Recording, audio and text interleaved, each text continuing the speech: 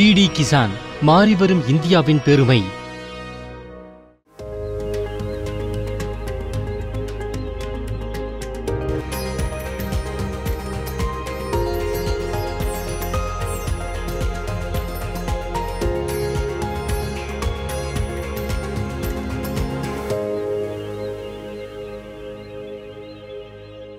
மண்ணிலிருந்து எழும் சிறு குரல்கள் இப்போது அலறலாக மாறிவிட்டன.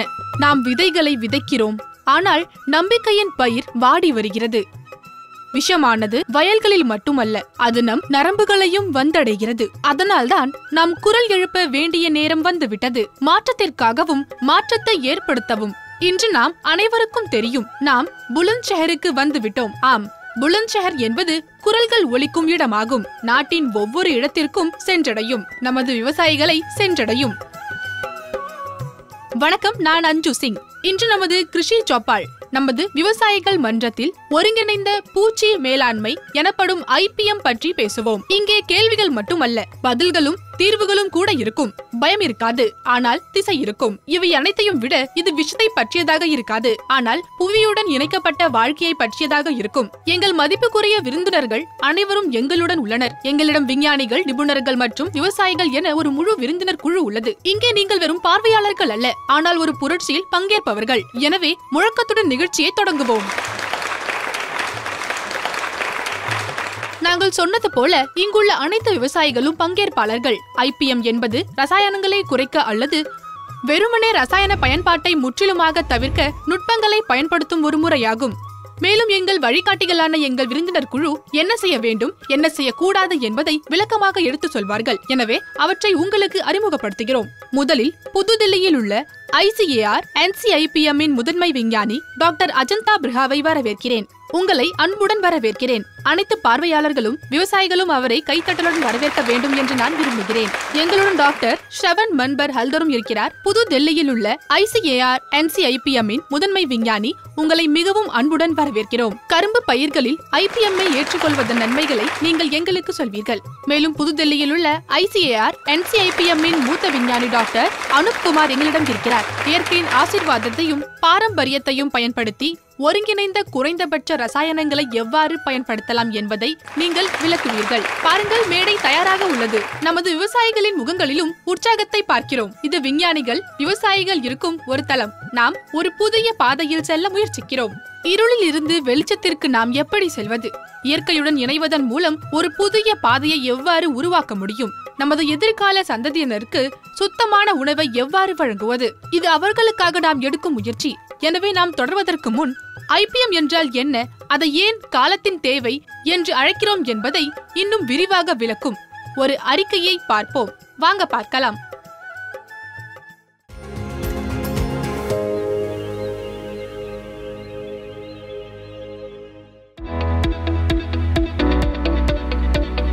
ரசாயன பூச்சிக்கொல்லிகளின் கண்மூடித்தனமான பயன்பாடு பயிர்களில் நச்சு எச்சங்களின் அளவை தொடர்ந்து அதிகரித்து வருகின்றது.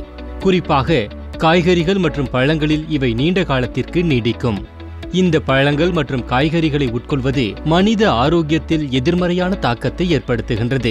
மேலும் பல ரசாயன பூச்சிக்கொல்லிகள் புற்றுநோயை உண்டாக்கும் தன்மை கொண்டவை. இதன் அளவுகள் பெரும்பாலும் ஏற்றுமதிக்கு நிர்ணயிக்கப்பட்ட வரம்புகளை மீறுகின்றன. இதுபோன்ற சந்தர்ப்பங்களில் இறக்குமதி செய்யும் நாடுகள் நமது விவசாய விளைபொருட்களை ஏற்க மறுக்கின்றன. நெல், பருத்தி, பழங்கள் மற்றும் காய்கறிகளை தவிர மசாலா மற்றும் பூக்கள் போன்ற பல்வேறு பயிர்களுக்கு ஆண்டுதோறும் சுமார் 67,000 டன் பூச்சிக்கொல்லிகள் பயன்படுத்தப்படுவதாக தரவுகள் காட்டுகின்றன. அவற்றின் மொத்த செலவு 2,25,000 கோடி ரூபாய். எனவே இந்த பூச்சிக்கொல்லிகள் பயிர் உற்பத்தி செலவுகளை அதிகரிக்கின்றன. இது விவசாயிகளின் நிகர லாபத்தை குறைக்கின்றது என்று நாம் கூற முடியும். கூடுதலாக ரசாயன பூச்சிக்கொல்லிகள் பல சிக்கல்களை உருவாக்குகின்றன. உதாரணமாக, ஒரு காலத்திற்கு பிறகு தீங்கு விளைவிக்கும் பூச்சிகள் அவற்றுக்கு எதிராக எதிர்ப்பை வளர்த்துக் கொள்கின்றன. அத்தகைய எதிர்ப்பை வளர்க்கும் பூச்சிகளுக்கு பூச்சிக்கொல்லிகளின் விளைவு மிக குறைவாகின்றது. மறுபுறம் இந்த ரசாயனங்களால் தீங்கு விளைவிக்கும் மற்றும் நன்மை பயக்கும் பூச்சிகளை வேறுபடுத்தி பார்க்க முடியாது. தெளிக்கப்படும் போது அவை தீங்கு விளைவிக்கும் பூச்சிகளை மட்டுமல்ல, நன்மை பயக்கும் நட்பு பூச்சிகளையும் கொள்கின்றன. ஒருங்கிணைந்த பூச்சி மேலாண்மை அல்லது IPM இந்த அனைத்து பிரச்சனைகளுக்கும் தீர்வாகும். IPM-இல் ரசாயன பூச்சிக்கொல்லிகளின் பயன்பாடு வெகுவாக குறைக்கப்படுகின்றது.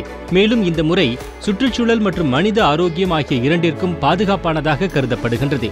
பயிர் சுழற்சி, களை கட்டுப்பாடு, நல்ல விதைகளை தேர்ந்தெடுப்பது, தாவரங்களுக்கு இடையே சரியான இடைவெளி, உயிரியல் கட்டுப்பாட்டு ஏஜென்ட்களின் உதவியுடன் விதை மற்றும் மண் சிகிச்சை, வேப்ப எண்ணெய், ஃபெரோமன் டிராப்ஸ், லைட் டிராப்ஸ் மற்றும் மஞ்சள் மற்றும் நீல ஒட்டும் டிராப்ஸ் உள்ளிட்ட பல்வேறு நடவடிக்கைகளை ஒருங்கிணைந்த பூச்சி மேலாண்மை பயன்படுத்துகின்றது. வேதியியல் கட்டுப்பாடு கடைசி முயற்சியாக மட்டுமே பயன்படுத்தப்படுகின்றது. விவசாயிக்கு பொருளாதார இழப்பை தடுப்பதற்கு மட்டும் இதன் பயன்பாடு வரையறுக்கப்பட்டுள்ளது.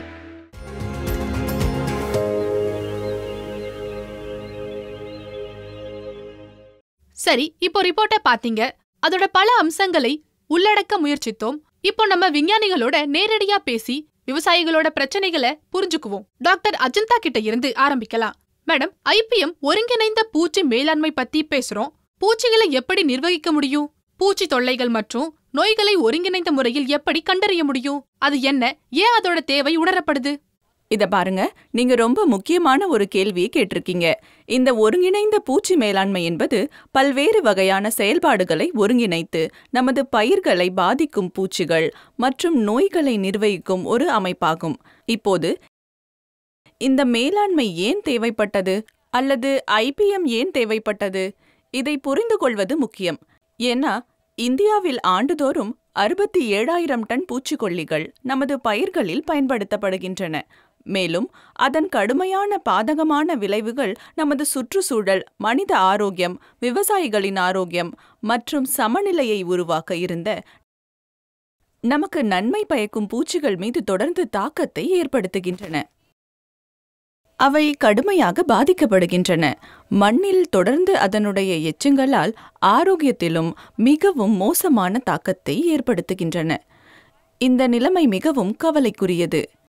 எனவே ஒருங்கிணைந்த பூச்சி மேலாண்மையை நாம் பின்பற்றுவது மிகவும் அவசியம். சரி டாக்டர் ஹல்தர், நான் உங்ககிட்ட கேட்க விரும்புறேன். எங்களுக்கு தெரியும் இது கரும்பு பகுதி. நிகழ்ச்சிக்கு முன்பே நான் சில விவசாயிகளுடன் பேசிய போது அவர்கள் கரும்பு பற்றி விவாதிக்கும்படி எங்களுக்கு குறிப்பாக கேட்டார்கள். கரும்பு மிகவும் விரும்பப்படும் பயிர். விவசாயிகள் நம் அனைவருக்கும் இனிப்பை கொண்டு வருகிறார்கள். இது சவால்களுடன் வருகிறது. ரெட் ராட் போன்ற நோய்கள் உள்ளன. அவை நல்ல மீட்சியையும் அதிக மகசூலையும் வழங்கும் கரும்பு வகைகளை பாதிக்கின்றன. ஆனால் அதிக சவால்களை எதிர்கொள்கின்றன. எனவே IPM இதற்கு ஒரு தீர்வாக இருக்க முடியுமா? அப்படியானால் எப்படி? விவசாய சகோதர சகோதரிகளே வணக்கம். உங்களுக்கு சொல்ல விரும்புகிறேன், கரும்பு இந்தியாவில் ஒரு முக்கியமான பயிர். உத்தரப்பிரதேச பகுதியை பார்த்தால் அதுதான் ஒரு முக்கிய பயிராகும். உண்மையில் இந்த பகுதியில்தான் அதிக அளவில் கரும்பு பயிரிடப்படுகிறது. அதில் முக்கிய நோய்கள் மற்றும் பூச்சிகள் 3 அல்லது 4 முக்கிய வகைகளாகும். விஞ்ஞானிகள் சுமார் 200 முதல் 250 வெவ்வேறு வகைகளை பதிவு செய்திருந்தாலும் முதன்மையானவை 4 முதல் 5 வரை. அவற்றில் நீங்கள் குறிப்பிட்டது போல் ரெட் ராட் இந்த பகுதியில் மிகப்பெரிய பிரச்சனையாகும். மேலும் இந்த வகை CO0238 சிறந்த சர்க்கரை கண்டென்ட்டை கொண்டுள்ளது மற்றும் அதிக உற்பத்தியை வழங்குகிறது. ஆனால் ரெட் ராட் அதன் மிகப்பெரிய பிரச்சனையாக மாறியுள்ளது. இரண்டாவது, மேல் துளைப்பான். இவை இந்த பகுதியிலும் இந்தியா முழுவதும் அதிக சிக்கலை ஏற்படுத்தும் 2 முக்கிய பிரச்சனைகள். எனவே ரெட் ராட் நோய்க்கு முதலில் நீங்கள் உங்கள் கரும்பு தொகுப்புகளுக்கு, உங்கள் விதைகளுக்கு சிகிச்சை அளிக்க வேண்டும் என்று நான் உங்களுக்கு சொல்ல விரும்புகிறேன். அதற்கு முன்பே நீங்கள் தேர்வில் கவனம் செலுத்த வேண்டும். ஏனெனில் ரெட் ராட் நோய் அந்த தொகுப்பிலிருந்தே வருகிறது. நீங்கள் உங்கள் செடிகளை சரியாக தேர்ந்தெடுக்கவில்லை என்றால் உள்ளே தெரியும் சிவப்பு அழுகலை தவிர்த்து அந்த நோய் பரவிவிடும். எனவே சிறந்த விஷயம் என்னவென்றால் உங்கள் கட்டுப்பாட்டில் 50 முதல் 60% அந்த ஆரம்ப நிலையிலிருந்து மட்டுமே வரும். இரண்டாவதாக, இதற்கு பிறகு ட்ரைகோடர்மா போன்ற உயிரியல் கட்டுப்பாட்டு முறைகளை பற்றி பேசுவோம். விதை நேர்த்தி மற்றும் உங்கள் கரும்பு தொகுப்புகளுக்கு சிகிச்சையளிக்க இதை பயன்படுத்தினால் அதன் கட்டுப்பாடு மிகவும் எளிதாகிவிடும். அது மட்டுமின்றி லக்னோவில் உள்ள இந்திய கரும்பு ஆராய்ச்சி நிறுவனம் ரெட் ராட்களை எதிர்க்கும் 2 வகைகளை உருவாக்கியுள்ளது. அவற்றின் பெயர்கள் CO லக்னோ 14201 மற்றும் CO லக்னோ 16202. இந்த 2 வகைகளும் சிறப்பானவை என்று கண்டறியப்பட்டுள்ளது. மேலும் நீங்கள் அவற்றை எதிர்காலத்தில் பயன்படுத்தலாம்.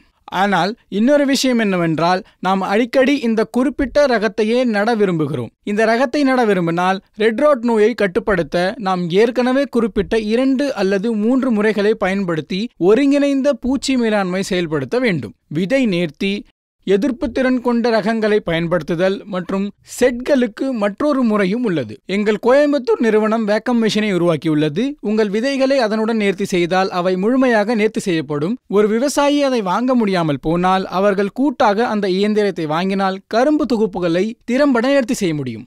விவசாயிகள் முன்பு என்னுடன் பேசிக் கொண்டிருந்தார்கள். நிகழ்ச்சியிலும் நாம் பேசலாம். கரும்பு தொடர்பான ஏதேனும் கேள்விகள் இருந்தா சொல்லுங்க. டாக்டர் சார், நான் உங்ககிட்ட கரும்பு பற்றி சொல்றேன். கரும்பு பயிர்களை பாதிக்கும் பல்வேறு பூச்சிகள் மற்றும் நோய்கள் எது? அவற்றுக்கான ஒருங்கிணைந்த பூச்சி மேலாண்மையிலிருந்து நாம் எவ்வாறு பயனடைய முடியும்னு நான் சொல்றேன். பூச்சிகள் மற்றும் நோய்களை பொறுத்தவரை இந்த பகுதியில் 2 அல்லது 3 முக்கிய பூச்சிகள் மேல் துளைப்பான், டாப் பார்டர், அர்லி ஷூட் போரர் மற்றும் இன்டர்னோட் போரர் என்று நான் ஏற்கனவே உங்களுக்கு சொல்லி இருக்கிறேன். இவைதான் அதிகம் காணப்படும் பூச்சிகள். இரண்டாவதாக 2 நோய்கள் உள்ளன. ஒன்று ரெட் ராட் என்றும் அழைக்கப்படும் சிவப்பு அழுகல், மற்றொன்று போக்கத் போயிங்.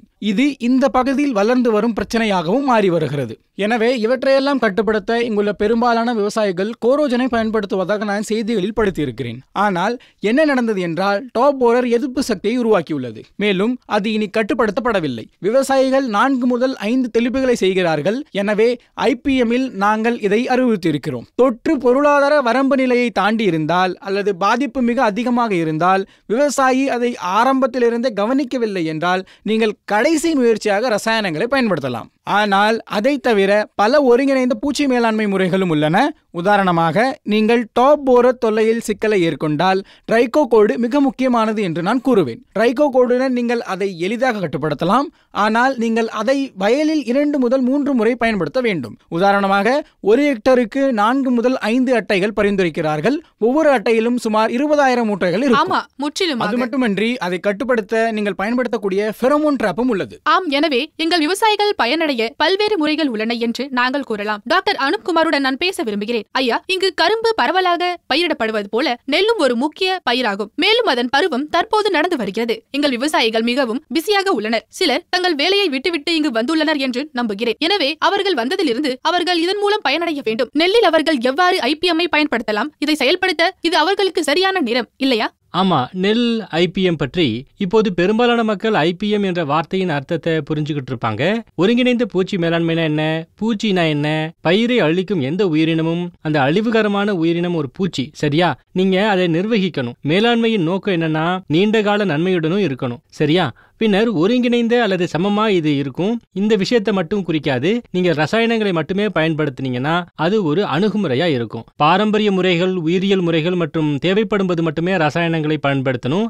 இதுதான் ஒருங்கிணைந்த பூச்சி மேலாண்மை. நெல் பற்றி பேசும்போது நெல்லோட முக்கிய பிரச்சனை என்ன? ஸ்டெம் போரர், சரியா? ஆமா, தண்டு துளைப்பான். சரியா சொன்னா. அப்படின்னா உங்களுக்கு பக்கான நோய் மற்றும் BPH மற்றும் பிரவுன் பிளான்ட் ஹாப்பரும் இருக்கு. பல சிக்கல் இருக்கு. இவற்றையெல்லாம் தாண்டி பூச்சிக்கொல்லிகளால் இருக்கக்கூடிய மிகப்பெரிய பிரச்சனை பயிர்களில் உள்ள அந்த எச்சங்கள் அப்படின்னு சொல்லலாம். ஏற்றுமதி செய்யப்பட்ட நெல், குறிப்பா பாஸ்மதி நெல், நல்ல விலையை பெறுறது கிடையாது. பெரும்பாலும் நிராகரிக்கப்படுது. இங்குள்ள நல்ல விலை கூட கிடைக்கிறது இல்லை. உற்பத்தி இருக்கு, ஆனால் நல்ல விலை இல்லை. எனவே நெல்லின் IPM முறையை பின்பற்றுவதன் மூலம் விளைச்சலில் சமரசம் செய்யாம உயர்தரமான நெல்லை உற்பத்தி நாம செய்யணும். IPM-ல என்ன செய்யணும்? மண்ணில் இருந்து தொடங்கி முழு பயிரின் ஆரோக்கியத்தையும் கணக்கில் எடுத்துக்கிட்டு நீங்க விரிவா அணுகணும். முதல் நடவடிக்கையா உங்கள் வயல்களில் பசுந்தழை உரைகளை பயன்படுத்தணும். தைஞ்சா, சன்ஹெம்ப் மற்றும் மூங் போன்றவற்றை பயன்படுத்துங்க. பசுந்தழை உரத்தில் உழுது உங்கள் நாற்றங்கள் தயாரிக்கும் போது நாற்றங்கள் ஆரோக்கியமாக இருக்கணும். விதைகளை தேர்ந்தெடுக்கும் போது நம்பகமான சோர்ஸ்லேருந்து வாங்கி விதைகளை நேர்த்தி செய்யணும். விதை நேர்த்தி பொதுவாக கார்பென்டாசி மூலமாக செய்யப்படுது. ட்ரைகோடர்மா பூஞ்சையுடன் கரிம முறையை பயன்படுத்தினா 1 கிலோ விதைக்கு 10 கிராம் விதையை நம்ம நேர்த்தி செய்யணும். நீங்கள் நாற்றுகளை நட்டவுடனே பிடுங்கும்போது கவனமாக இருக்கணும். பிடுங்கும்போது நாற்றுகள் உடைந்துவிடாமல் பார்த்துக்கணும். நாற்றங்கள் தண்ணீரில் நிரப்பப்படணும். அவற்றை பிடுங்கினா வேர்கள் உடைந்து விடக்கூடாது. வேர்கள் உடைஞ்சா நோய்கள் எளிதா பரவி பூஞ்சை எளிதில் நுழையும். நாற்றுகளை வேரோடு பிடுங்கி எடுத்த பிறகு நடவு செய்வதற்கு முன்னாடி சிகிச்சை அளிப்பது ரொம்பவே முக்கியம். நாற்றுகளுக்கு என்ன சிகிச்சை அளிப்பீங்க அப்படின்னா, சூடோமோனாக்ஸ் என்பது ஒரு கரிம பாக்டீரியா.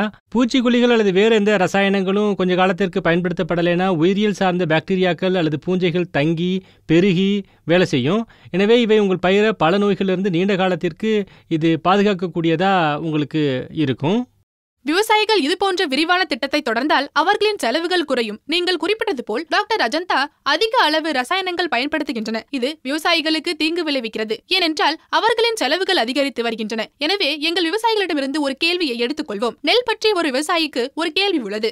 ஆம் டாக்டர் ஐயா, IPM மூலம் நெல்லில் அதிக பூச்சிக்கொல்லி இல்லாத மற்றும் விஷமில்லாத மகசூலை எவ்வாறு அடைய முடியும் என்று நான் உங்களிடம் கேட்க விரும்புகிறேன். எனது இரண்டாவது கேள்வி, இப்போதெல்லாம் நாம் செய்து வரும் நெல் நாற்று நடவு பற்றியது. அதில் ஸ்டெம் போரர் மற்றும் பகானே நோய் ஒரு பெரிய பிரச்சனையாக உள்ளது. எனவே IPM பயன்படுத்தி அவற்றிலிருந்து நாம் எவ்வாறு பாதுகாக்க முடியும்? நாம் சொன்னபடி IPMல 2 முக்கியமான செயல்பாடுகள் இருக்கு. விதை நேர்த்தி மற்றும் நாற்று நேர்த்தி. விதை தேர்வு பற்றி நான் சொன்னபோது ஒரு விஷயம் தவறிடுச்சு அப்படின்னா, நீங்கள் உங்கள் சொந்த வீட்டில் வளர்க்கப்பட்ட விதைகளை பயன்படுத்தினா கூட அவற்றை 2% உப்பு கரைசலில் போடுங்க. பிறகு என்ன நடக்கும்னா, லகுவான ஆரோக்கியமற்ற விதைகள் மிதக்கும், கனமான ஆரோக்கியமானவை கீழே படியும். அந்த விதையை எடுத்து 2-3 முறை தண்ணியில் சுத்தம் செய்யுங்க. இது முக்கியமானதாகும். நீங்கள் சூடோமோனாக்ஸுடன் நாற்று சிகிச்சையை செஞ்ச உடனே நீங்கள் அவற்றை வழக்கமான முறையில் வயலில் நடவு செய்வீங்க. இப்போ நடவு செய்வதற்கு முன்னாடி இன்னும் ஒரு செயல்பாடு இருக்குது. குறிப்பாக ஸ்டெம் போரர் ஒரு பிரச்சனையாக இருந்தால் பிரதான வயலில் நடுவதற்கு முன்னாடி நாற்றுகளின் மேலே 3-4 சென்டிமீட்டர் இலைகளை நாற்றங்கள்ல இருந்து நீக்கிடுங்க. ஏன்னா தண்டு துளைப்பான் பூச்சி நாற்றங்கள்லேயே அதன் முட்டைகளை இடுது. இந்த கட்டத்தில் முட்டைகள் நீக்கப்படும், வயலுக்கு வராது. இந்த வழியில் பிரச்சனை அதிகரிக்காது. இப்போ நடவு வயலில் செய்யப்படுதுன்னு வச்சுக்குவோம். நடவு செய்யும் போது நீங்கள் என்ன கவனம் செலுத்தணும்னா, ஒரே இடத்துல குறைந்தது 2 நாற்றுகளையும் நடணும். மேலும் நீங்கள் வரிசையாக நடவு செய்யணும். ஒவ்வொரு 3 முதல் 4 மீட்டருக்கும் ஒரு அடி ஒரு 40 சென்டிமீட்டர் இடைவெளி விட்டு பண்ணணும். காற்றோட்டமும் அது இருக்கும். அப்புறம் நல்ல காற்று சுழற்சியும் உறுதி செய்யும். இதுக்கு பிறகு நீங்கள் செய்ய வேண்டியது என்னென்னா, வழக்கமான அந்த கண்காணிப்பு தான். கண்காணிப்பு இல்லாமல் IPM அப்படிங்கிறது இருக்காது. நீங்கள் வாரந்தோறும் கண்காணித்து ஏதேனும் பூச்சி இருக்கா இல்லையான்னு பார்க்கணும். ஸ்டெம் போரர் முட்டைகளை நீங்கள் எளிதாக அடையாளம் பார்க்கலாம். அந்த பூச்சியின் படங்களையும் இங்கே நான் உங்களுக்காக கொடுத்துருக்குறோம். படங்களை பார்த்து நீங்கள் அதனுடைய அடையாளத்தை பார்க்கலாம். எனவே நீங்கள் உங்கள் வயலை சரி பார்க்கணும். 5 இடங்களை கவனிச்சா 20-25 தாவரங்களை சரிபார்த்தா 10% அதிகமானவை ஸ்டெம் போரர் காரணமாக காய்ந்தா மட்டும்தான் நீங்கள் மேலும் தொடரணும். இல்லைன்னா எதுவும் செய்ய தேவையில்லை. ரசாயனங்களை பயன்படுத்தலைன்னா சிலந்திகள் மற்றும் நன்மை பயக்கும் பூச்சிகள் தங்கள் வேலையை செய்யும். உங்கள் பூச்சிக்கொல்லிகள் தேவைப்படாமல் போகவும் வாய்ப்பு இருக்கு. இப்போது ஒரு சிறிய இடைவேளைக்கான நேரம் இது. ஆனால் அதற்கு முன் டாக்டர் அஜந்தா மிக சில வார்த்தைகளில் IPM-இன் கூறுகளை பற்றி தெரிந்து கொள்ள விரும்புகிறேன். பார்வையாளர்களுக்கு விரிவாக சொல்லுங்கள். ஆமா, இது சில முக்கியமான கூறுகளை கொண்டுள்ளது. முதலாவது, எதிர்ப்பு திறன் கொண்ட வகைகளை பயன்படுத்துவது. ஒவ்வொரு வகை IMP-யிலும் நமது வகை நன்றாக இருந்தால், நமது விதைகள் நன்றாக இருந்தால், நமது பயிர்கள் ஆரோக்கியமாக இருக்கும். இரண்டாவது, விதை நேர்த்தி. இதை எங்கள் சகாக்கள் உங்களுக்கு சொல்லியுள்ளார்கள். அதன் பிறகு கண்காணிப்பு வருகிறது. இது மிகவும் அவசியம். எனது சக ஊழியர் விவரித்தபடி கண்காணிப்பு. அதன் பின்னர் பல வகையான பொறிகள் உள்ளன. மஞ்சள் ஒட்டும் பொறி, பிரமோன் பொறி அல்லது பழ ஈக்களின் விஷயத்தில் பழ ஈ பொறி. இந்த வகையான பொறிகள் நம்மை கண்டறிந்து கண்காணிக்க உதவுகின்றன. மேலும் கண்காணிப்பு ஒரு குறிப்பிட்ட பூச்சியாகும். இது நமது வயலில் ஏராளமாக இருப்பதை கண்டறிந்தவுடன் அதன் எண்ணிக்கையை குறைக்க நாம் பெருமளவில் பொறியை செய்யலாம். இறுதியாக நமக்கு உயிரியல் கட்டுப்பாடு உள்ளது. உயிரியல் கட்டுப்பாட்டில் வேம்பு மற்றும் அதன் எண்ணெய் போன்ற பொருட்களை பயன்படுத்துகிறோம். நமது விவசாயிகள் விதைகளிலிருந்து வேம்பு சாற்றை பயன்படுத்தலாம் அல்லது வேப்ப இலைகளிலிருந்து சாறுகளை உருவாக்கலாம். மேலும் உயிரியல் கட்டுப்பாட்டின் கீழ் பூச்சிகளை பாதுகாப்பது பற்றியது. நாம் தற்போது செய்வது போல இல்லையா? சரியாக சொன்னால் வேறு வழி இல்லை என்றால் பூச்சிகளின் எண்ணிக்கை உண்மையிலேயே நமது பொருளாதார வரம்பை மீறினால் அது கடைசி முயற்சியாக மட்டுமே. அப்போதுதான் மிகுந்த எச்சரிக்கையுடன் அதை பயன்படுத்த வேண்டும்.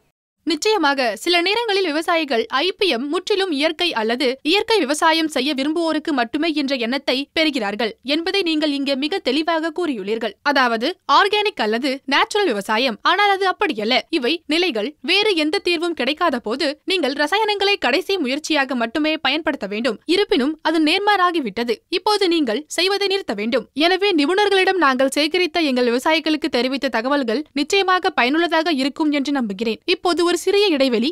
எங்கும் செல்ல வேண்டாம். IPM பற்றிய மிக முக்கியமான விவாதம். விவசாயிகள் கேள்விகளை நிபுணரிடம் கொண்டு வருவார்கள். ஒரு சிறிய இடைவேளைக்கு பிறகு ஒரு பெரிய கைத்தட்டல்.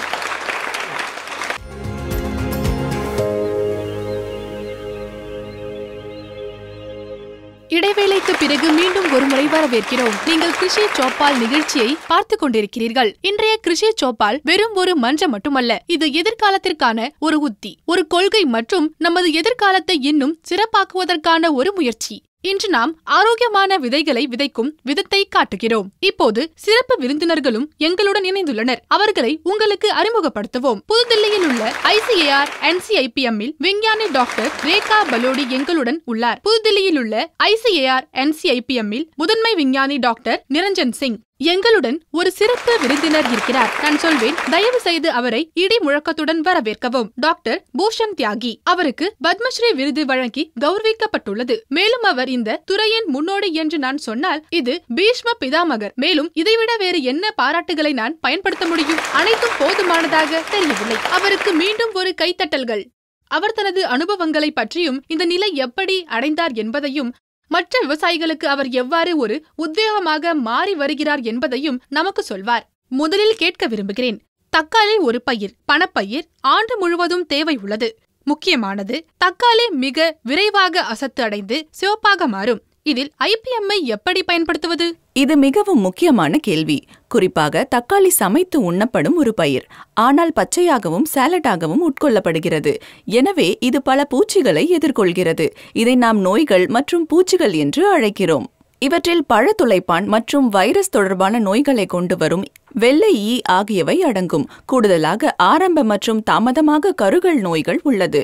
இப்போது நெமட்டோட்ஸ் எனப்படும் நூற்புழுக்கள், அதாவது வேர்முடிச்சு நூற்புழுகள் என்றும் அழைக்கப்படுகின்றன. தக்காளியில் ஒரு குறிப்பிடத்தக்க பிரச்சனையாகும் இது.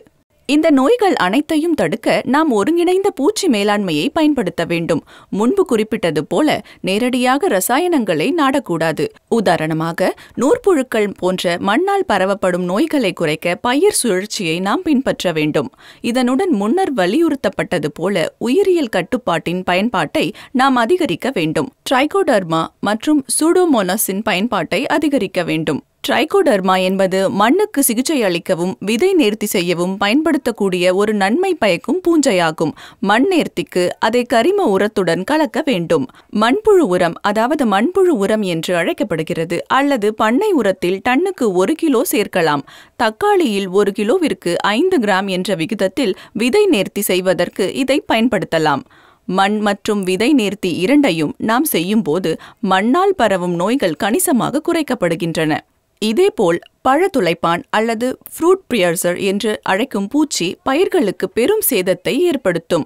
இதேபோல பழத்துளைப்பான் அல்லது ஃப்ரூட் பியர்சர் என்று நாம் அழைக்கும் பூச்சி பயிர்களுக்கு பெரும் சேதத்தை ஏற்படுத்தும் ஒரு குறிப்பிடத்தக்க பூச்சியாகும். மேலும் விவசாயிகள் இதனால் பெரிதும் பாதிக்கப்படுகின்றனர். இதற்காக நாம் ரசாயன பயன்பாட்டை குறைக்க வேண்டும். பூச்சி பொருளாதார சேத நிலையை அடையும் போது மட்டுமே அவற்றை பயன்படுத்த வேண்டும். கண்டறிதலுக்கு நாம் பெரமோன் பொறிகளை பயன்படுத்தலாம். குறிப்பாக ஹெலிலூர் என்று பெயரிடப்பட்ட பொறி. கூடுதலாக ஒரு ஹெக்டருக்கு 250 என்ற விகிதத்தில் NPV-ஐ பயன்படுத்தலாம். இதனுடன் வெள்ளை ஈக்களும் மஞ்சள் ஒட்டும் பொறிகள் அல்லது நீல ஒட்டும் பொறிகளை பயன்படுத்த வேண்டும். கண்காணிப்பிற்காக ஏக்கருக்கு 5 முதல் 10 என்ற விகிதத்தில் இவற்றை பயன்படுத்தலாம். இவற்றை கூட்டு பொறிக்கு பயன்படுத்தினால் அடர்த்தியை ஏக்கருக்கு 15 முதல் 20 பொறிகளாக அதிகரிக்க வேண்டும். மேலும் ரசாயனங்கள் அல்லது பூச்சிக்கொல்லிகளை நாடுவதற்கு முன் நாம் பிவேரியா பாசியானா மற்றும் மெட்டாரைசியம் போன்ற உயிரியல் கண்ட்ரோல்ஸ் ஏஜென்ட்டுகளை பயன்படுத்த வேண்டும். நூற்புழுகளுக்கும் பேசிலோமைஸ் போன்ற நல்ல உயிரியல் கட்டுப்பாட்டு முகவர்களை பயன்படுத்தலாம். எனவே இந்த உண்மைகள் மற்றும் நுட்பங்களை பயன்படுத்தி தக்காளியில் ஒருங்கிணைந்த பூச்சி மேலாண்மையை நாம் பின்பற்ற வேண்டும். மேலும் சரி, இப்போது நம் விவசாயிகளிடமிருந்து சில கேள்விகளை கேட்போம். சில விவசாயிகள் கைகளை உயர்த்தி வருகிறார்கள். பாருங்கள், விஞ்ஞானிகளுடன் நேரடியாக பேச இது ஒரு சிறந்த வாய்ப்பு. அவர்கள் உங்கள் வயல்களுக்கு நேரடியாக வந்துள்ளனர். ஆமா, யார் கேள்வி கேட்க விரும்புகிறார்கள்? IPM சிகிச்சையால் தக்காளியின் மகசூல் மேம்படுமா மேம்படாதா என்று நான் கேட்க விரும்புகிறேன். நான் இப்போது சொன்னது போல தக்காளியில் IPM முறையை பின்பற்றி செயல்படுத்த ஒருங்கிணைந்த பூச்சி மேலாண்மையின் பல்வேறு கூறுகள் உள்ளன. அதனுடன் தக்காளி மகசூல் அதிகரிக்குமா என்பது பற்றிய உங்கள் கேள்விக்கு நிச்சயமாக தக்காளி மகசூல் இதன் மூலமாக அதிகரிக்கும். ஏனென்றால் ஒருங்கிணைந்த பூச்சி மேலாண்மை IPM-இல் ஒரு நோய் தோன்றிய பிறகு அதை கண்டறிவதில்லை. ஏதேனும் நோய் அல்லது பூச்சி தாக்குதல் அதிகரித்தால் அது நமக்கு அல்லது நமது பயிருக்கு சேதம் விளைவிப்பதற்கு முன்பே அதை கண்டறியும் வகையில் நாங்கள் முன்கூட்டியே தயாராக இருக்கிறோம். பாருங்க, பல முயற்சிகள் மேற்கொள்ளப்பட்டு வருகின்றன. விவசாயத்துறையில் அதிக கவனம் செலுத்தப்படுவதையும் விவசாயிகளுடன் இணைவதற்கான முயற்சிகள் மேற்கொள்ளப்படுவதையும் நாம் காணும் ஒரு புரட்சியின் சகாப்தம் தொடங்கிவிட்டது என்று கூட நான் சொல்வேன். ஆனா இந்த தகவல் விவசாயிகளை சென்றடைய என்ன மாதிரியான தொடர்பு கருவிகள் உள்ளன? வெவ்வேறு ஊடகங்கள் என்ன? இங்கே உட்கார்ந்து தொலைக்காட்சி மூலம் பார்ப்பவர்கள் இவற்றை எவ்வாறு ஏற்றுக்கொண்டு அவர்களுடன் இணைய முடியும்? ஒவ்வொரு கிராமத்திலும் அல்லது ஒவ்வொரு விவசாயிக்கும் நிபுணர்களை நியமிப்பது மிகவும் கடினமான ஒரு பணி. எனவே நாம் அனைவரும் அறிந்தபடி தகவல் மற்றும் தொடர்பு தொழில்நுட்பம் ICT மிகவும் பரந்த அளவை கொண்டுள்ளது. மேலும் அது மிகப்பெரிய பார்வையாளர்களை எளிதில் சென்றடையும். எனவே இந்த ஒருங்கிணைந்த பூச்சி மேலாண்மை முறையில் தகவல் சரியான நேரத்தில் விவசாயிகளை சென்றடைவது மிகவும் முக்கியம். மேலும் அதன் பரவலில் தகவல் தொடர்பு தொழில்நுட்பம் மிகவும் முக்கியமான பங்கை வகிக்க முடியும். நிச்சயமாக நம் வீடுகளில் உள்ள அனைவரும் தற்போது பல்வேறு ICT கருவிகளை பயன்படுத்தியிருக்கிறார்கள். அது ஸ்மார்ட் போன், டேப்லெட் அல்லது டெஸ்க்டாப் என எதுவாக இருந்தாலும் சரி. ஆனால் விவசாயத்தில் ஒருங்கிணைந்த பூச்சி மேலாண்மையை பொறுத்தவரை அதன் பயன்பாடு அவ்வளவு பரவலாக இல்லை. வணிகத்துறையாக இருந்தாலும் சரி, மருத்துவத்துறையாக இருந்தாலும் சரி, நாம் ICT-ஐ அதிகமாக பயன்படுத்துகிறோம். ஆனால் விவசாயத்தில் நீங்கள் பார்த்தால், குறிப்பாக பூச்சி மேலாண்மை அது இன்னும் அதிகமாக பயன்படுத்தப்படவில்லை என்பதுதான் உண்மை. எனவே நான் என்ன சொல்கிறேன் என்றால், இது போன்ற பல ICT கருவிகளும் உள்ளன. அவற்றை நாம் சரியான முறையில் பயன்படுத்தினால் நமது விவசாய சகோதர சகோதரிகள் துல்லியமான மற்றும் சரியான நேரத்தில் தகவல்களை எளிதாக பெறவும் அவர்களுக்கு மிகவும் உதவும். பொதுவாக பயன்படுத்தப்படும் சில முக்கிய கருவிகளை பற்றி எங்களிடம் கூற முடியுமா? ஆமாம், நான் அதை பற்றி தான் பேச விரும்புகிறேன். நிச்சயமாக பூச்சி மேலாண்மை என்று வரும்பொழுது ஒரு விவசாயி எதிர்கொள்ளும் 2 பெரிய சவால்கள் என்னவென்றால், முதலாவதாக பூச்சிகளை சரியாக அடையாளம் காண்பது, இரண்டாவதாக அதன் மேலாண்மைக்கு சரியான ஆலோசனை பெறுவது. நிபுணர்கள் இல்லாத நிலையில் விவசாயிகள் பெரும்பாலும் இந்த 2 விஷயங்களுக்கு உதவிக்காக பூச்சிக்கொல்லி விற்பனையாளரை அணுகுகிறார்கள்.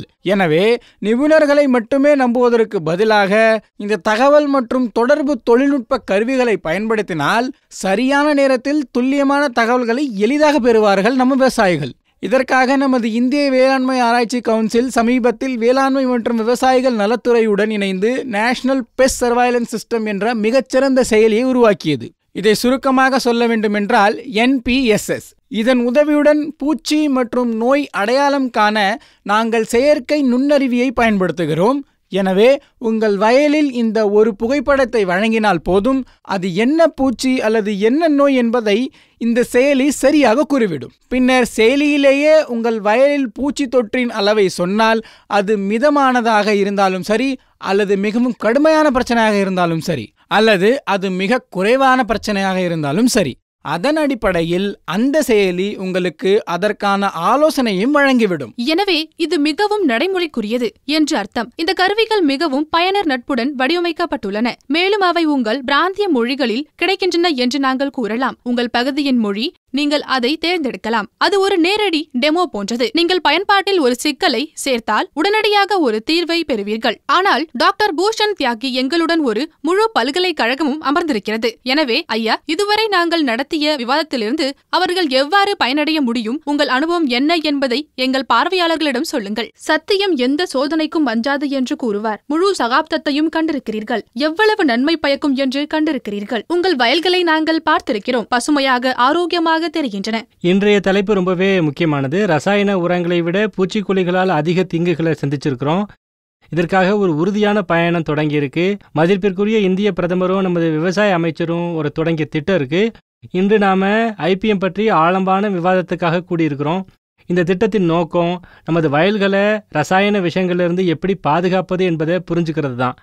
இதன் மூலம் நமது ஆரோக்கியம், சுற்றுச்சூழல் மற்றும் ஏற்றுமதி தரநிலைகள் குறித்தும் விழிப்புணர்வை ஏற்படுத்திட்டு வர்றோம். நண்பர்களே, விவசாயிகளின் பொருளாதார செழிப்பு அதிகரிக்கும் போது தான் நாட்டின் பொருளாதார செழிப்பும் அதிகரிக்கும். பாதகமான சூழ்நிலைகளில் நம்ம அவற்றை கண்டிப்பாக பயன்படுத்த வேண்டியிருந்தா சந்தையில் கிடைக்கும் அனைத்து நச்சு பொருட்களுக்கும் இந்திய அரசு 4 வண்ண குறியீடுகளை கொடுத்திருக்கிறாங்க. அவற்றில் சிவப்பு, மஞ்சள், நீலம் மற்றும் பச்சை ஆகியவையும் இருக்கு. அனைத்து விவசாய சகோதர சகோதரிகளுக்கும் எனது வேண்டுகோள் என்னன்னா, வாங்கும்போது குறைந்தபட்சம் பச்சை நிறத்தை தாண்டி செல்லாம பார்த்துக்கங்க. ஒப்பீட்டளவில் பாதுகாப்பான ரசாயனங்களை மட்டுமே நாம பயன்படுத்தணும். தியாகிஜி, எனக்கு ஒரு கேள்வி உள்ளது. நான் விவசாயிகளுடன் பேசிக் கொண்டிருந்த போது அடிக்கடி வயல்களுக்கு செல்லும் போது விவசாயிகள் இதெல்லாம் ரொம்ப நல்லாத்தான் இருக்கு என்று சொல்வார்கள். ஆனா அதற்கு நிறைய நேரம் எடுக்கும். அதற்கு நிறைய பொறுமை தேவை. அதே சமயம் பொறுமை இனிமையான பலனை தரும் என்பது உண்மை. எங்களுக்கு அது தெரியும். நான் நாடு முழுவதும் உள்ள அனைத்து விவசாய சகோதர சகோதரிகளுக்கும் வேண்டுகோள் விடுக்கிறேன். மாற்றம் ஏற்படுவதற்கு நேரம் அப்படிங்கிறது எடுக்காது. ஏன்னா மாற்றம் மன மட்டத்தில் தான் நிகழுது. செயல்பாட்டு மட்டத்தில் நம்ம மாற விரும்புகிறோம். ஆனால் மாற்றம் மன ரீதியானது. நம் மனநிலை ஒரு நொடியில் மாறக்கூடும். நம் நாட்டில் விவசாயிகள் நம் நாட்டிற்காக விவசாயம் செய்யணும், ஆரோக்கியத்திற்காக விவசாயம் செய்யணும், பொருளாதார செழிப்புக்காக விவசாயம் செய்யணும் அப்படிங்கிறத உணரும் நாளில் பாருங்க, நமது மதிப்பிற்குரிய பிரதமர் ஒரு அழகான விஷயத்தை சொல்றாங்க. தற்சார்பு இந்தியா என்ற கருத்து விவசாயியின் செழிப்பிலிருந்து நாட்டின் செழிப்பை நோக்கி நகர்கிறது என்று அவர் சொல்கிறார். விவசாயி செழிப்பா இல்லைனா நாடு எப்படி செழிக்கும்? இந்த சூழ்நிலையில் ஐபிஎம் குறித்து நான் ரொம்பவே மகிழ்ச்சி அடைகிறேன்.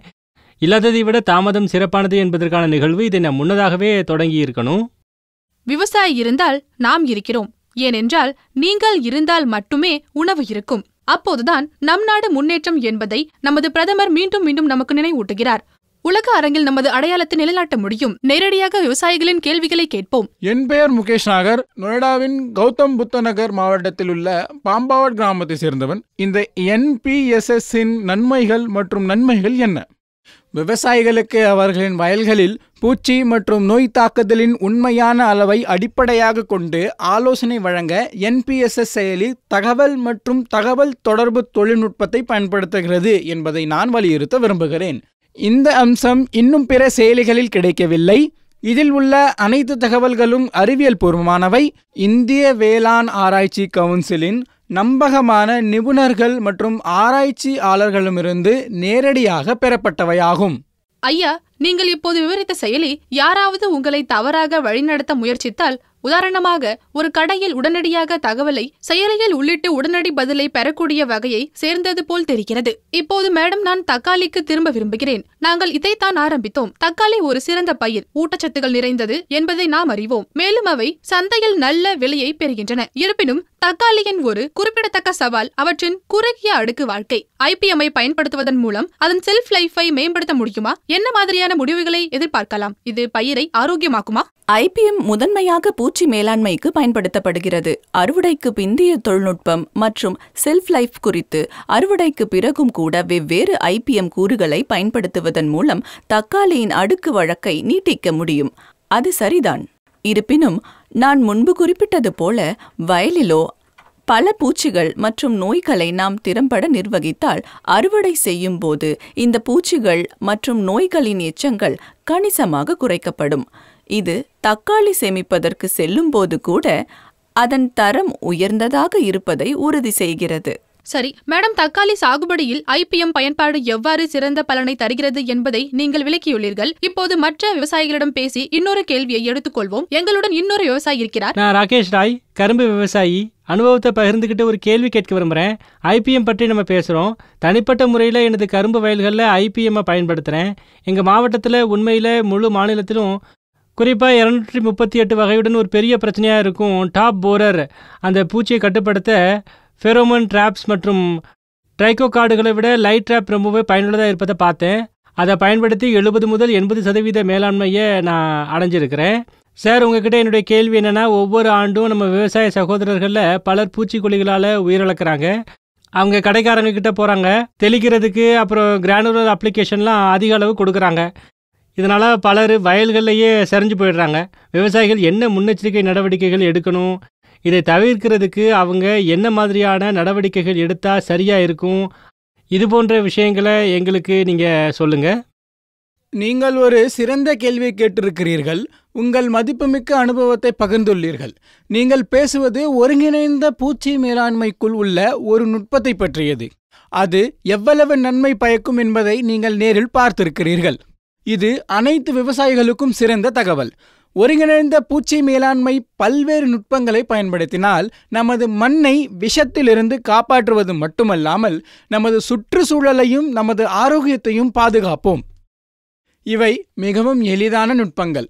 பெரோமோன் பொறிகளாக இருந்தாலும் சரி, மஞ்சள் ஒட்டும் பொறிகளாக இருந்தாலும் சரி, அல்லது பிற பொறிகளாக இருந்தாலும் சரிதான். பூச்சிகளை கண்காணிக்கவும் நிர்வகிக்கவும் இவற்றை நாம் மிக அழகாக பயன்படுத்தலாம். பூச்சிக்கொல்லி விற்பனையாளர்கள் தவறான தகவல்களை அல்லது தவறான வகை பூச்சிக்கொல்லிகளை கொடுப்பது பற்றிய உங்கள் கருத்தை பொறுத்தவரை, அதனால்தான் தகவல் மற்றும் தொடர்பு தொழில்நுட்பத்தின் மூலம் கிடைக்கும் கருவிகளை பற்றி நான் குறிப்பிட்டேன்.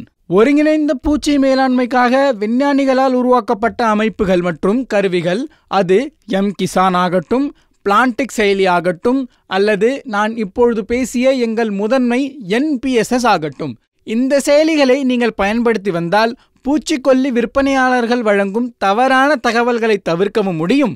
இந்த செயலிகள் மூலம் பூச்சிக்கொல்லி விற்பனையாளர்கள் தவறான ஆலோசனையை வழங்கினால் அந்த ஆலோசனையை நீங்கள் சரிபார்க்க இந்த செயலிகள் உங்களுக்கு உதவியாக இருக்கும் என்பதை நான் தெரிவித்துக் கொள்கிறேன்.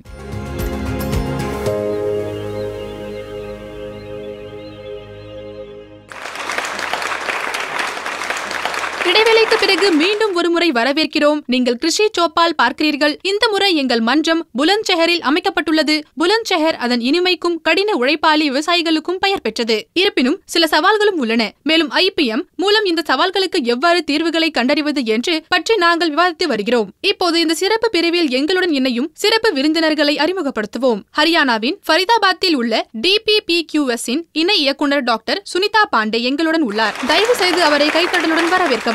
ஹரியானாவின் ஃபரிதாபாத்தில் உள்ள DPPQS-இன் துணை இயக்குனர் டாக்டர் VT நிகம் எங்களுடன் இருக்கிறார். ஐயா, உங்களையும் அன்புடன் வரவேற்கிறோம். ஃபரிதாபாத்தில் உள்ள DPPQS-இன் துணை இயக்குனர் டாக்டர் வந்தனா பாண்டே மற்றும் KVK புலந்த்ஷஹரின் பொறுப்பான அதிகாரி டாக்டர் ரேஷு சிங். சரி, அனைவரையும் சந்தித்து விட்டீர்கள். இப்போது ஒருவர் பின் ஒருவராக விவாதத்தை தொடங்குவோம். விவசாயிகளே, தயவு செய்து உங்கள் கேள்விகளுடன் தயாராக இருங்கள். முதலில் டாக்டர் சுனிதா பாண்டேவுடன் பேச விரும்புகிறேன். இடைவேளைக்கு முன்பு நாங்கள் தேசிய பூச்சி கண்காணிப்பு அமைப்பு NPSS பற்றி விவாதித்துக் கொண்டிருந்தோம். இதை எவ்வாறு வெவ்வேறு வழிகளில் செயல்படுத்தலாம், இந்த கண்காணிப்பு எவ்வாறு செய்யப்பட வேண்டும், எவ்வளவு காலம், இதை எவ்வாறு உறுதி செய்வது?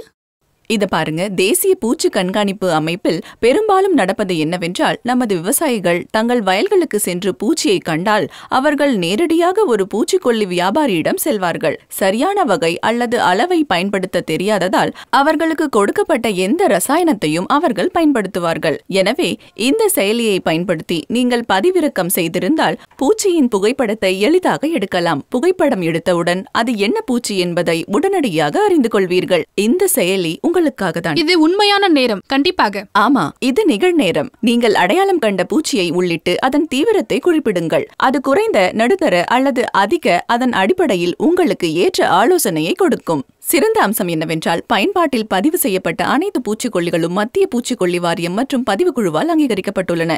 எனவே நீங்கள் அவர்களின் பரிந்துரைகளை நம்பிக்கையுடன் பயன்படுத்தலாம். இந்த பயன்பாடு 65 வெவ்வேறு பயிர்களை உள்ளடக்கியது, 901 பூச்சிகள் மற்றும் நோய்களை அடையாளம் காட்டுகிறது மற்றும் 173 ஊட்டச்சத்துகள் பற்றிய தகவலையும் வழங்குகிறது. நிச்சயமாக மேடம், நீங்கள் குறிப்பிட்டது போல் இது நிகழ்நேரத்தில் நடக்கும். நீங்கள் ஒரு படத்தை பதிவேற்றி உடனடி தீர்வை பெறுவீர்கள். இந்த அமைப்பு இந்த முழு செயலியும் எங்கள் மற்ற திட்டங்களுடன் ஏதேனும் வகையில் இணைக்கப்பட்டுள்ளதா? குறிப்பாக அதிக எண்ணிக்கையிலான விவசாயிகளின் இதில் சேருவார்கள் என்பதால். உதாரணமாக நான் பயிர் காப்பீட்டு திட்டத்தை பற்றி யோசித்து வருகிறேன். அங்கும் பயிர்கள் நோய்களால் சேதமடைவதை நாம் அடிக்கடி பார்க்கிறோம். எனவே அவற்றுக்கிடையே ஏதேனும் தொடர்பு உள்ளதா? இது விவசாயிகளும் தெரிந்து கொள்ள விரும்பும் ஒன்று என்று நான் நினைக்கிறேன். நிச்சயமாக பாருங்க, எங்கள் விவசாயிகள் இந்த அமைப்பில் பங்கேற்கலாம். நீங்கள் வயலுக்கு சென்று ஒரு பூச்சியை கண்டால் உடனடியாக அதை செயலியில் உள்ள தரமான தொகுதி மூலம் உள்ளிடலாம். எங்கள் நிபுணர்கள் தொடர்ந்து வலை போர்ட்டலை கண்காணித்து வருகின்றனர். ஒரு குறிப்பிட்ட பகுதியில் ஒரு குறிப்பிட்ட பூச்சியின் வெடிப்பு இருந்தால் அவை உடனடியாக அடையாளம் காணும். பின்னர் அவை உடனடியாக எங்கள் விவசாய விரிவாக்க அதிகாரிகள், மாநில துறை அதிகாரிகள் மற்றும் CIPMC சாரணர்களுக்கு ஆலோசனை வழங்குகின்றன. முன்பு ஒரு ஆலோசனை வழங்க 10 முதல் 15 நாட்கள் ஆகும். ஆனால் இப்போது உடனடியாக வழங்கப்படுகிறது. எனவே ஒரு வகையில் இந்த செயலி விவசாயிகளின் பிரச்சனைகளுக்கு ரியல் டைம் தீர்வுகளை வழங்குகிறது என்று நாம் கூறலாம். நீங்கள் ஒரு சிக்கல் உள்ளிடும் போது உடனடியாக பதில் கிடைக்கும். இப்போது நமது விவசாயிகளிடமிருந்து சில கேள்விகளை கேட்போம். எங்களுடன் சில விவசாயிகள் உள்ளனர். புலன்ஷயர்ல குறிப்பா சயானா தொகுதியில 80% நிலம் பழத்தோட்டங்களால் ஆனது. பழத்தோட்டங்களை பொறுத்தவரை ரஹ்மான் கேரா மற்றும் பிற இடங்கள்ல இருந்து மக்கள் வர்றாங்க. அவர்களுடைய கவலைகளை யாரும் சரியா கவனிக்கிறது கிடையாது. இங்கே நிபுணர்கள் சொன்னது மாதிரி இவ்வளவு பேர் இங்கே இருக்கிறாங்க. பழத்தோட்டங்களை பாதிக்கும் நோய்கள், அவற்றை எவ்வாறு பாதுகாப்பது அப்படிங்கிறத பற்றி எங்களுக்கு கொஞ்சம் சொல்லுங்க.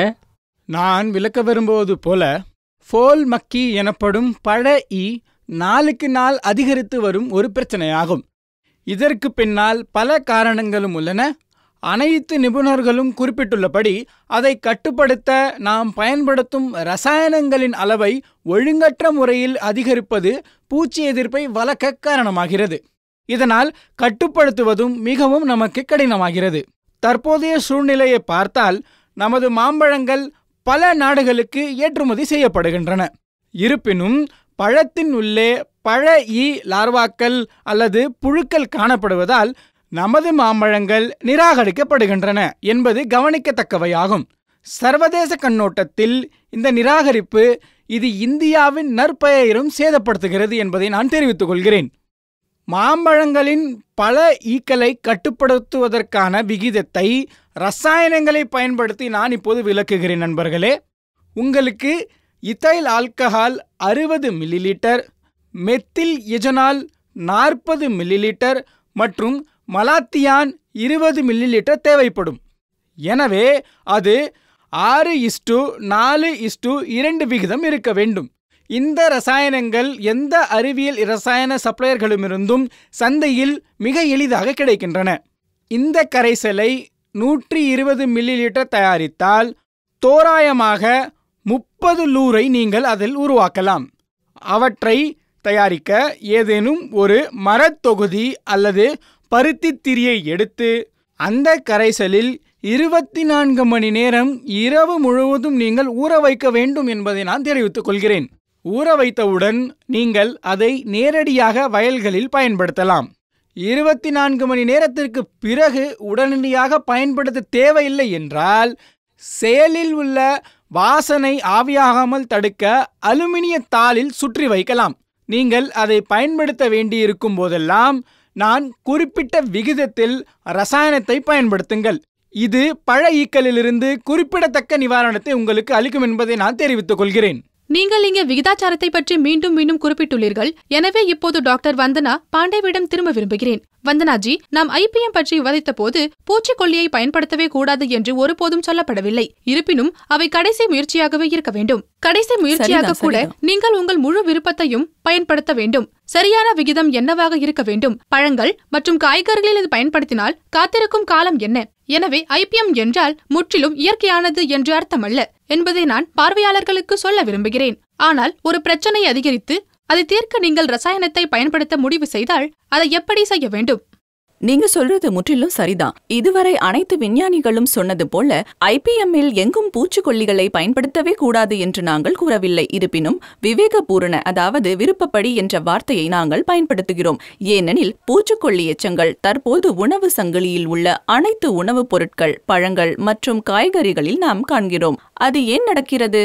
இது நடக்கிறது ஏனென்றால் நாம் பூச்சிக்கொல்லிகளை கண்மூடித்தனமாக பயன்படுத்தினால் லேபிள் மற்றும் துண்டு பிரசுரத்தில் கொடுக்கப்பட்டுள்ள வழிகாட்டுதல்களின்படி IPM-இன் ஒரு அங்கமாக அவற்றை விவேகத்துடன் பயன்படுத்தினால் இது விவசாயிகளின் இன்னும் போதுமான அளவு நடைமுறைப்படுத்தப்பட்ட மிக முக்கியமான விஷயம். லேபிள் மற்றும் துண்டு பிரசுரத்தை விரிவாக படிப்பது, அவர்கள் என்ன அறிவுறுத்தல்கள் கொடுக்கப்பட்டுள்ளன என்பதையும் அவர்கள் கட்டுப்படுத்த முயற்சிக்கும் குறிப்பிட்ட பூச்சி அல்லது நோய் உண்மையில் லேபிள் மற்றும் பிரசுரத்தில் பட்டியலிடப்பட்டுள்ளதா என்பதையும் சரிபார்க்க வேண்டும். இன்று நாம் காணும் எச்ச பிரச்சனை, அங்கு நாம் அடிக்கடி லேபிளில் இல்லாத பூச்சிக்கொல்லிகளை காண்கிறோம். அதாவது மாம்பழங்களில் பூச்சிக்கொல்லியின் எச்சம் காணப்படுகிறது. இது மாம்பழங்களுக்கு கூட பரிந்துரைக்கப்படவில்லை. இந்திய அரசு அந்த குறிப்பிட்ட பயிர்களுக்கு கூட ஒப்புதல் அளிக்கவில்லை. எனவே விவசாயிகளுக்கு இன்று இந்த செயலியை பற்றி விளக்கியது போல இது எல்லாவற்றிற்கும் ஒரு தீர்வாகும். ஏனென்றால் நீங்கள் இந்த செயலியை சரிபார்க்கும் போதெல்லாம் நீங்கள் எந்த பயிருக்கு அதை பயன்படுத்துகிறீர்களோ அந்த பயிருக்கு மத்திய பூச்சிக்கொல்லி வாரியம் மற்றும் பதிவு குழுவால் அங்கீகரிக்கப்பட்ட பூச்சிக்கொல்லிகள், அங்கீகரிக்கப்பட்ட அளவு மற்றும் அதை பயன்படுத்த வேண்டிய காலம் உள்ளிட்ட அனைத்து விவரங்களையும் வழங்குவதை காண்பீர்கள். இது அதன் நியாயமான பயன்பாட்டை உறுதி செய்யும். எனவே விவசாயிகள் மனதில் கொள்ள வேண்டிய மிக முக்கியமான விஷயம் என்னவென்றால் லேபிள் மற்றும் துண்டு பிரசுரத்தை விரிவாக படிப்பது. அவர்கள் பயன்படுத்தும் குறிப்பிட்ட தாவரம் அல்லது பயிருக்கு பூச்சிக்கொல்லி அங்கீகரிக்கப்பட்டுள்ளதா என்பதை அவர்கள் சரிபார்க்க வேண்டும். வழிகாட்டுதல்களை பின்பற்றினால் சிக்கலை நீங்கள் ஒருபோதும் எதிர்கொள்ள மாட்டீர்கள். சரி, நம் விவசாயிகளிடமிருந்து சில கேள்விகளை கேட்போம். எங்களுடன் மிகவும் அனுபவம் வாய்ந்த ஒரு விவசாயி இருக்கிறார். எங்க பகுதியில் 96% நிலம் பழத்தோட்டங்களால் ஆனது. இது ஒரு பழத்தோட்ட பகுதி. நாங்கள் சந்தித்த மருத்துவர்கள் அல்லது நிபுணர்கள் யாரும் இந்த ரூட் ராட் அல்லது தாவரங்கள் மற்றும் கிளைகள் மேலிலிருந்து காய்ந்து போவது பற்றி சொல்லவே இல்லை. எங்கள் மரங்கள் பார்த்திங்கன்னா செத்துக்கிட்டு இருக்குது. அவற்றை எப்படி பாதுகாக்கிறது அப்படிங்கிறத பற்றி கொஞ்சம் சொல்லுங்கள். 2 பிரச்சனைகளை பற்றி குறிப்பிடப்பட்டிருக்கு. ரூட் ஷாட் மற்றும் எங்கள் பழத்தோட்டங்களின் பல பகுதிகளில் மரங்கள் காய்ந்து போவது ஒரு முக்கிய பிரச்சனை. முதலில் இந்த பிரச்சனையை குறிவைத்து CISH லக்னோ ஒரு திட்டம் நடத்தப்பட்டு வருகிறது என்பதை உங்களுக்கு தெரிவிக்க விரும்புகிறேன். பல்வேறு அறிவியல் வளங்களின் அடிப்படையில் எங்கள் விவசாயிகள் மற்றும் பழத்தோட்ட உரிமையாளர்களுக்கு பரிந்துரைகள் வழங்கப்படுகின்றன. பல்வேறு உயிரியல் மற்றும் வேதியியல் முறைகளை பயன்படுத்தி இந்த பிரச்சனைகளை தீர்க்க முயற்சிகள் மேற்கொள்ளப்படுகின்றன. முதல் காரணம், நாங்கள் முழுமையாக ஆராய்ந்துள்ளோம். குறிப்பாக எங்கள் பழத்தோட்டங்களில் டில்லேஜ் முறைக்கு குறிப்பிடத்தக்க கவனம் தேவை. ஏனெனில் குறிப்பாக நமது உழவு முறைகளால் நமது வேர்களை சேதப்படுத்தும் விதத்தில் ஆழமான உழவு தவிர்க்கப்பட வேண்டும். வேர்கள் தண்டு வரை மட்டுமே நீட்டியிருக்கும் என்று நாங்கள் பெரும்பாலும் கருதுகிறோம். இருப்பினும் நமது ஃபீடர் ரூட்ஸ் மென்மையானவை. தாவரத்தின் வீதானம் வரை நீண்டியுள்ளன. அங்கு அதன் நிழல் விழும் என்று நீங்கள் கருதுவீர்கள். இந்த ஊட்டி வேர்களை சேதப்படுத்தாமல் இருப்பது மிகவும் முக்கியம். ஏனென்றால் உழவு செய்பவர் பெரும்பாலும் அங்கு வேர்கள் இருக்காது என்று கருதுகிறார். மேலும் நாம் வேர்களை எவ்வளவு அதிகமாக சேதப்படுத்துகிறோமோ அவ்வளவு அதிகமாக நமது தீங்கு விளைவிக்கும் பூஞ்சைகள் அல்லது அவற்றின் முகவோர் அதிக நுழைவு புள்ளிகளை கண்டுபிடித்து அவை தாவரங்களுக்குள் ஊடுருவி சேதத்தை ஏற்படுத்த அனுமதிக்கும். பழத்தோட்டங்களில் மரங்கள் காய்ந்து போவதை பொறுத்தவரை இதுவரையிலான முடிவுகள் நமது பகுதியில் ரசாயன கல்டார் பரவலாக பயன்படுத்தப்படுவதை குறைக்கின்றன. இந்த தளத்திலிருந்து உங்கள் அனைவருக்கும் எனது பணிவான வேண்டுகோள் என்னவென்றால் இந்த பயன்பாட்டை குறைக்க வேண்டும். மண்ணிலிருந்து ஊட்டச்சத்துக்களை சுரண்டுவதை குறைத்து ஒருங்கிணைந்த ஊட்டச்சத்து மேலாண்மை INM அதிக கவனம் செலுத்த வேண்டும். மேலும் IPM-ஐ பொறுத்தவரை நான் ஒவ்வொரு தளத்திலும் அதற்காக தொடர்ந்து வாதிடுகிறேன். ஆமாம், நிச்சயமாக நீங்கள் அவற்றை சரியான விகிதத்தில் கட்டுப்பாட்டிலும் பயன்படுத்த வேண்டும் என்று நாங்கள் தொடர்ந்து வலியுறுத்தி வருகிறோம். டாக்டர் வந்தனா, நான் இப்போது உங்களிடம் வர விரும்புகிறேன். பாருங்கள், நீங்கள் சரியான விகிதத்திலும் சரியான அளவிலும் தெளிக்க வேண்டும் என்று நாங்கள் தொடர்ந்து கூறி வருகிறோம். ஆனால் இதற்கு பயிற்சி தேவை என்பதையும் நாங்கள் அறிவோம். இப்போதெல்லாம் மேம்பட்ட தெளிப்பான்கள் மற்றும் இயந்திரங்கள் வந்துவிட்டன. இவற்றை சரியாக பயன்படுத்தாவிட்டால் சரியான விகிதத்தில் தெளிக்க முடியாது. மேலும் தெளிப்பவருக்கு அது ஆபத்தாகவும் இருக்கலாம்.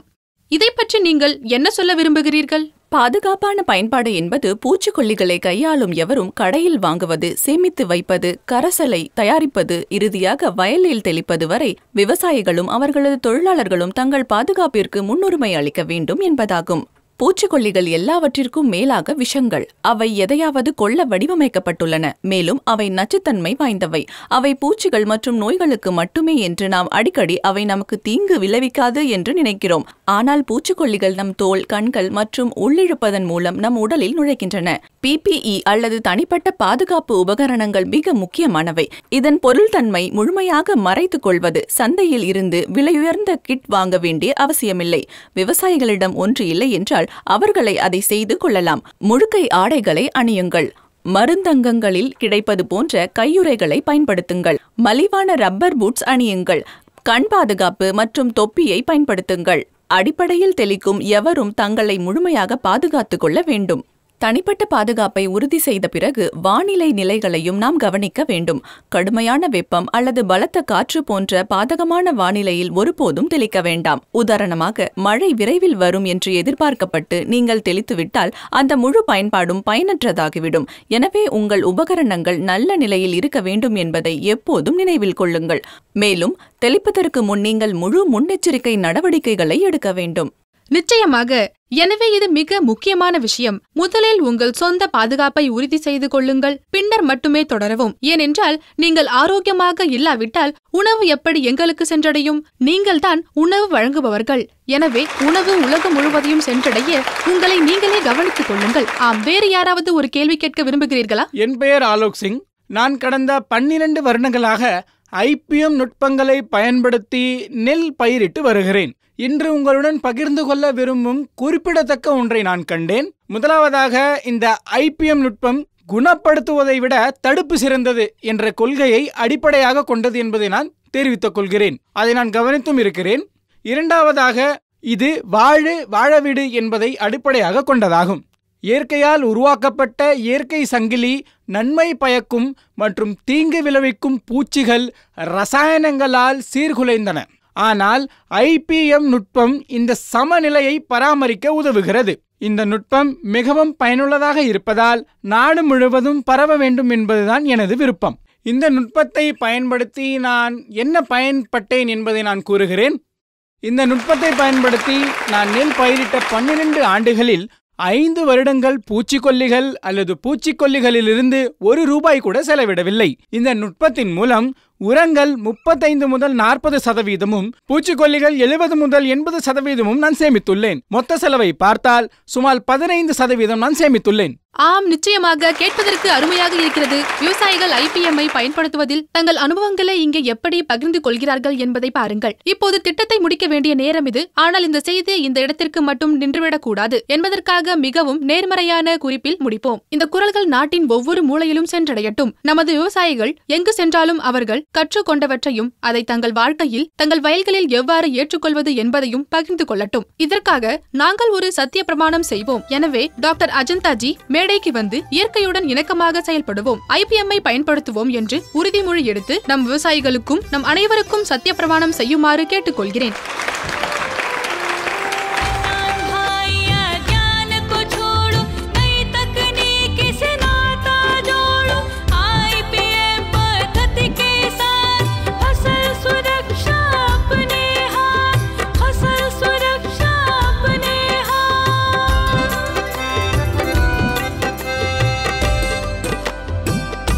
எனவே நமது விவசாய சகோதர சகோதரிகள் கூறுங்கள். பயிர் பாதுகாப்பிற்காக ஒருங்கிணைந்த பூச்சி மேலாண்மை என்பது ஒரு நிலையான மற்றும் நன்மை பயக்கும் நுட்பம் என்பதை நான் புரிந்து கொள்கிறேன். இது விவசாய பொருட்களின் தரத்தை மேம்படுத்துவது மட்டுமல்லாமல் இயற்கைக்கும் பாதுகாப்பானது. மேலும் ஒரே பூமி ஒரே ஆரோக்கியம் என்ற தத்துவத்துடன் ஒத்துப்போகிறது. எனவே நான் முன்வந்து IPM-ஐ ஏற்றுக்கொள்வதாகவும் அதை மற்றவர்கள் ஏற்றுக்கொள்வதையும் ஊக்குவிப்பதாகவும் உறுதியளிக்கிறேன். நன்றி. எங்கள் விவசாயிகள் அனைவரும் இந்த உறுதிமொழியை தங்கள் இதயங்களிலிருந்து எடுத்துக் கொண்டுள்ளனர். மேலும் அவர்கள் இந்த இடத்தை விட்டு வெளியேறிய பிறகு அதை மறக்க மாட்டார்கள் என்று நான் முழுமையாக நம்புகிறேன். அதை நினைவில் வைத்துக்கொண்டு அனைவரும் பரப்புவார்கள். இந்த செய்தியுடன் கிருஷி சோப்பால் பற்றிய இன்றைய விவாதத்தை முடிக்கிறோம். தூர்தர்ஷன் கிசானுடன் இணைந்திருங்கள். வணக்கம்.